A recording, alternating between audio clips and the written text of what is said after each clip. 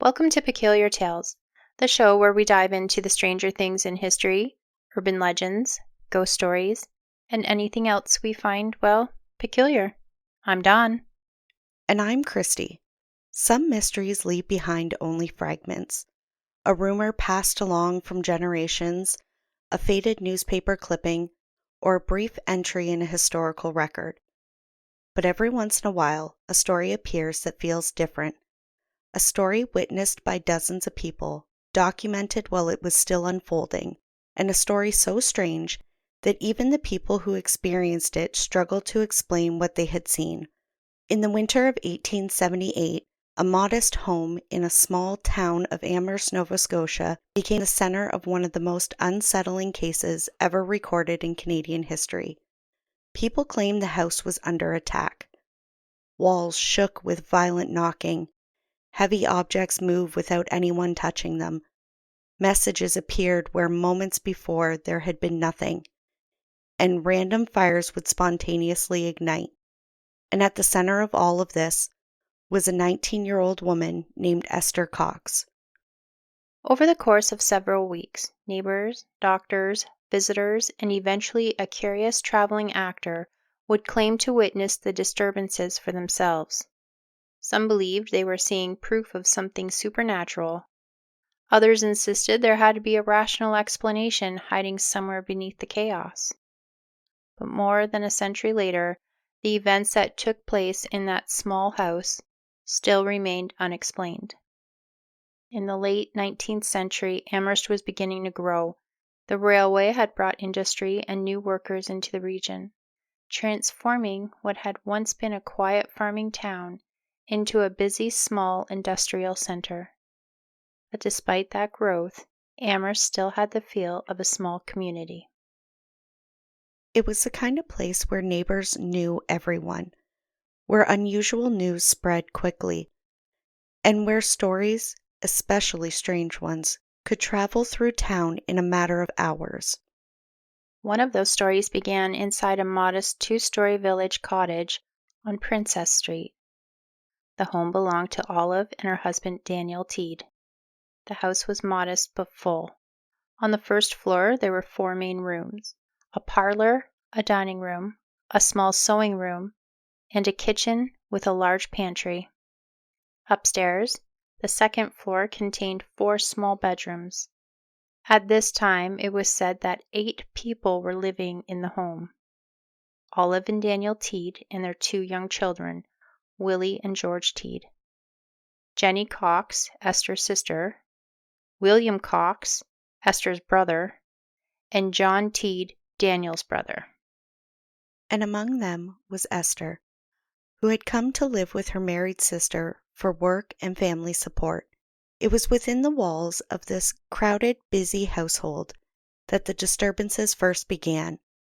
The scratching, the knocking, and the unexplained movement of objects that would soon draw neighbors and visitors into this story. Esther was 19 years old, and those who knew her described her as lively and independent. She worked as a domestic servant and seamstress, which was common work for a young woman of that era. In the months before the strange disturbances began, something happened that deeply affected her life. Historical accounts mention a frightening encounter with a man named Bob McNeil, a local shoemaker. The accounts of what took place went something like this.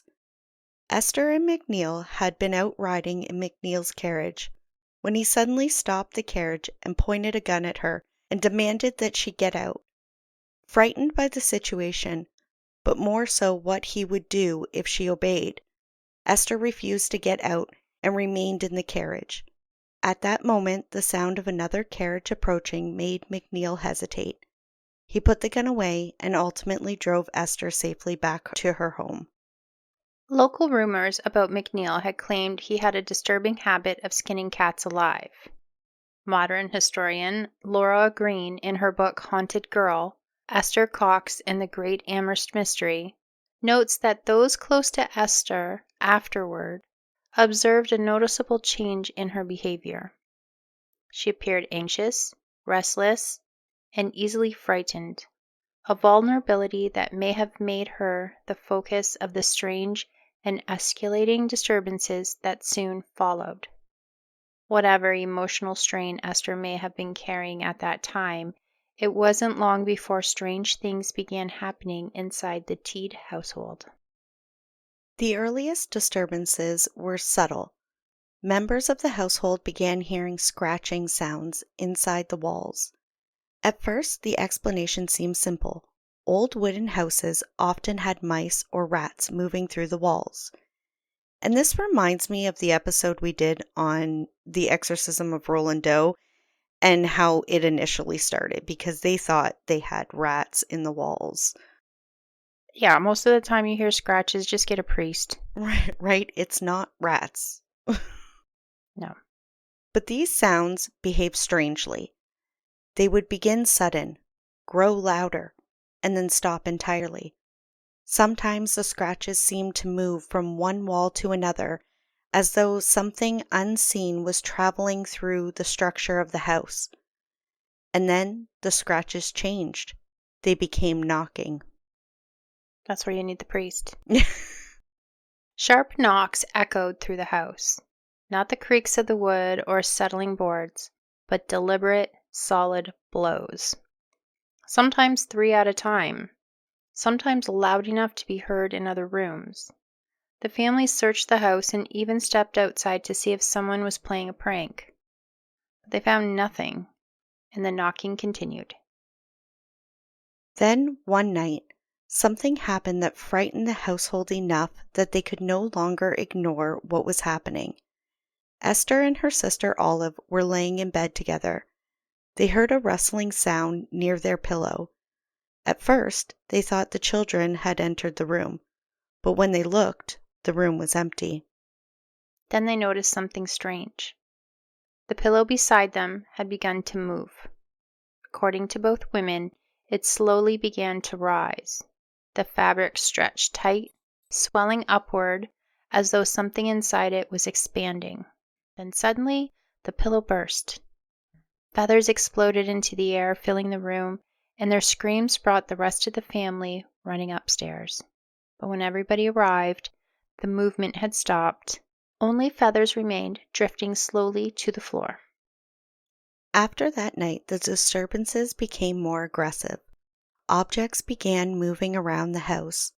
At first, it was small things, boxes sliding across tables, utensils falling from shelves. But soon the activity became violent. Knives were said to fly across the room. Furniture shifted. Heavy objects seemed to move without anyone touching them. And almost every time these events occurred, Esther was nearby. One of the most famous witnesses to these events was a traveling actor named Walter Hubble. He arrived in Amherst after hearing rumors about the strange disturbances. Unlike most curious visitors, Hubble decided to stay. He moved into the house for several weeks to observe the activity for himself. Later, he published a book in 1879 titled The Great Amherst Mystery, describing what he claimed to have personally witnessed.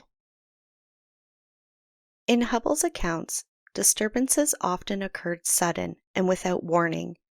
In one incident he described, a heavy iron stove lid suddenly lifted and flew across the kitchen, striking the wall.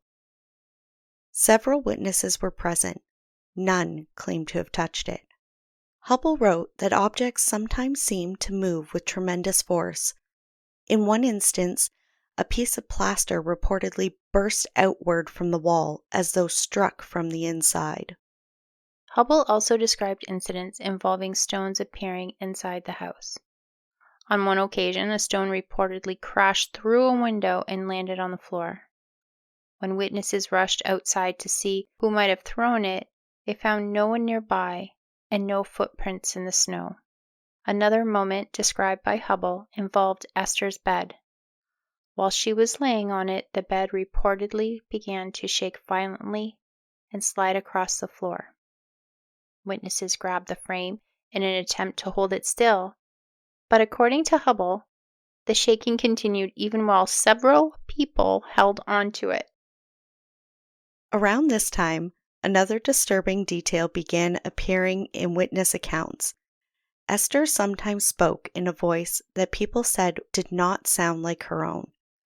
The voice was described as harsh and angry, and it reportedly repeated the same phrase, "Esther Cox, you are mine to kill."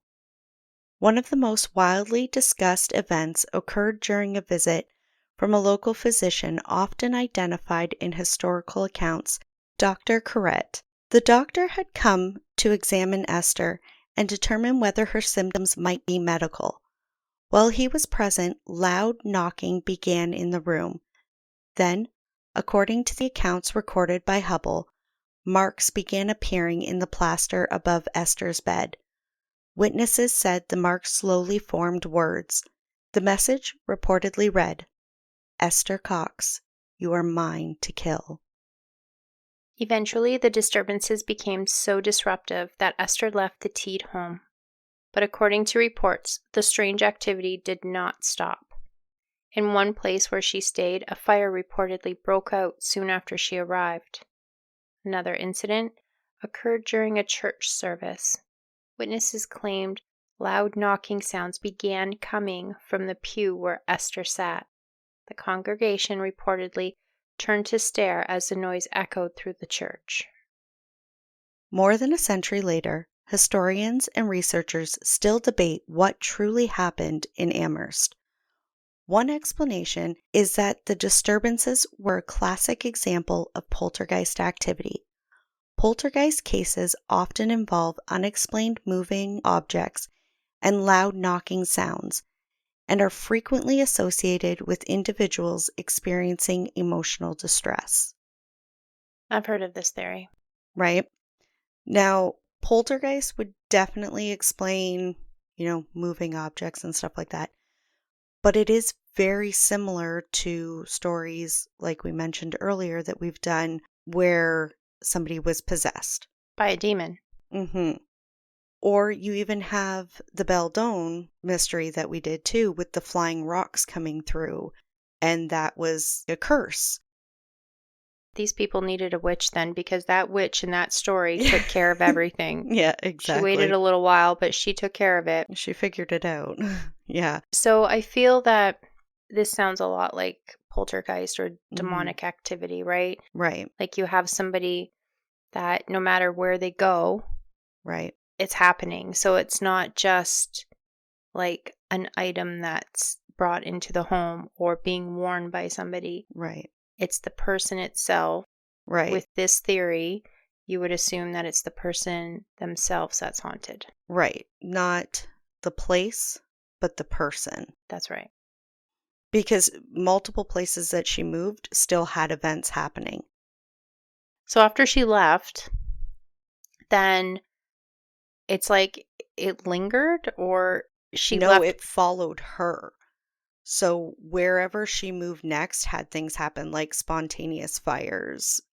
She was staying with a gentleman, I believe, don't quote me on this, but I believe she worked for him, and she was staying with him, and he had to go to work, and he had her come with him because he didn't trust her being alone in the house. He didn't trust what was going to happen to his home if Esther was left alone. So it followed her. Esther moved around a bit, and at one point, her and Walter Hubble actually did a tour where they told the story of what had happened. But then she left. She didn't want to do the touring. Another perspective comes from historian Laura Green, whose research places Esther's experiences within the social and emotional realities of the 1870s. So, Green suggests that Esther may have been struggling with trauma following the attempted assault. This was in a time when young women, they had few ways to express emotional distress, and unusual behavior may have been misunderstood. Yeah, Laura's perspective of Esther's story from all of the research she did really dived more into it's not a paranormal thing, that it was her emotional state. So when Esther and her siblings were young, actually, when Esther was very young, I don't even think she was a year old, her mom passed away. They lived between family for a long time, and then Esther went and stayed with her sister as a teenager who's trying to find her way, and her sister is now, got kids, and Esther's helping with this. So Laura's theory, anyways, was that maybe Esther was experiencing, struggles with what her place was, and then the possible assault happening. So she really leaned heavier into the emotional distress that she thinks Esther was under, and that a lot of this was misunderstood behavior. But So psychological. right, exactly. But Esther was also ill during part of this. She was in bed sick. That was part of why they had the doctor come in, because she was actually ill for a while. But then how does some of this stuff get explained when she's unwell and things are still happening? Although they did say when she was unwell that the experiences slowed down. They weren't as common. That's interesting. And then there's also the possibility that some of the events were, of course, staged. Yeah. And Walter, his dramatic book helped bring international attention to this case. The skeptics really kind of went after him about that, questioning whether the events that he even wrote about were true or not. Okay, so Mr. Hubble here would not be the first person to exaggerate something for storytelling purposes or to make a buck, right? No, Like absolutely not. industries Mm-hmm. work off this, right? But I feel like in the time that they were living, just about anything could be considered to be supernatural. Like, Absolutely. you know, epilepsy back then, Mm-hmm. it was a big one. And that's just an example, but if they didn't understand it, It was supernatural. yeah, things are gonna, escalate in a quick hurry if they don't understand things. Right. Um, so I feel like he just saw an opportunity, perhaps. Now, what if the basis of each incident was true, but he just added a bit, just, Bit of a flair to it. yeah, so like what if something did go flying off that stove, but maybe it didn't go flying across the whole stinking room Mm-hmm. and go into a wall or something. Maybe it just flew and fell off onto the floor, but that's not very exciting to tell people. Well, this is the other thing, too. It was said that Walter was a skeptic himself. And that's why he even went there in the first place, was because he was a skeptic and he wanted to look into it. But then other people will argue just because he said he was a skeptic doesn't mean he was, Or maybe he was a skeptic. Maybe he didn't believe in anything, but he saw an opportunity to make money right? That's because an other option, too. people would believe, Yep. right? So he didn't necessarily have to believe in what he was writing. Right. If you're on that side of the theory of he just made a whole lot of silly storytelling, right? Hmm. Like, But the other thing is, too, is I can understand that argument. And I would probably agree with it even more so if it was the Teed and Cox families members and Hubble himself telling all these stories. But there was doctors, there was neighbors, there were people who traveled to witness mm. the stuff that was going on in the house. So they weren't the only ones making these claims. You had visitors coming to see these things happen. Just a thought. I mean, there's a whole lot of theories here. There is. And because the story is so old and it has been told so many different ways and looked into so many different ways, I mean, there really isn't any answers to what happened, but it is a very strange story and it does radiate that poltergeist, possession, demon, tragic, thing happening to somebody and them being opened up to these things. It really does pave a road for that in this story. So, what if, though, in a time where they had newspapers to tell people what's going on, or people would travel from one place to another and verbally say stories, right? Be storytellers. It's not like Esther could just look up and be like, oh, this is what happens when somebody's, needs an exorcism. This is what happens with poltergeist activity. This is what Right. happens. Like, where would she get that documentation to even begin to fake any of this? Well, there was something that I had read that stated that her and her sister Olive liked to do little pranks. So they think that this started with that. Like the skeptics, their argument was that it started with their little pranks, and then because Esther was going through this trauma and didn't know where to put it, she just started doing it more and more and more and creating this environment. Okay, so her assault may have clearly just made her snap in some sort of way, right? Because there she was, independent. She was like, really, this is the first time that danger was right in her face, and she was by herself and Hmm. she made it out. But then, what if something just kind of snapped in her mind where she was like doing these things, but Like subconsciously doing just things. doing things because this assault changed her, Hmm. right? Well, this is So, the thing too with the assault is the story that we told is what Esther said happened after the fact. Like, right. apparently, it was a few weeks after the fact that she finally told her family what had happened. Now, what if she didn't tell the whole story about what happened? What if Yeah. the trauma was way heavier than even just that moment and how scary that one moment would have been? And she just never really told anybody the whole And you're talking story. about somebody who people are saying, yeah, he skins cats alive. Like, that takes a special kind of someone, you know? Well, shortly after, McNeil actually up and left town. So I don't know if there could have been more to that story or not. We don't know. But that story on its own is scary enough. But what if she didn't tell the whole story and there was a lot more trauma there than anybody even knew? It would explain some stuff, right? Because, like I said, there was like your poltergeist, a lot Mm-hmm. points to that type of activity. Mm-hmm. Um, but then to me, also, there's the possibility of her psyche just like Yeah. something happened to her. And so now what's to say that she's doing things and she's unaware of doing them, or she's doing them in such a way that people aren't noticing because they're seeing her as a type of victim. But it's like, what if it was her Yeah. doing things, Yeah. Even a subconscious reaction to things without really knowing she was doing it.